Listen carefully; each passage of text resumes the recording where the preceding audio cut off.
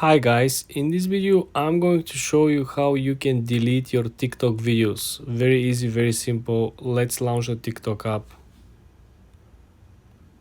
The first thing that you want to do, guys, you want to go to your own landing page, so you will find all of your content. Click on the lower right corner at your profile icon. Then when you're over here, let's select a video where we can actually delete the content. For example, let's click on this video, okay? And then you want to click on the three dots over here, okay? When you click on the three dots, you see you have one menu, second menu, third menu, okay? You want to scroll on the third menu all the way to the end. This is where the last icon is hidden, delete the video. I don't know why TikTok didn't make it easier, but essentially all you gotta do is to click this, the garbage icon, right? The bin icon, and this is how you're going to delete your TikTok video.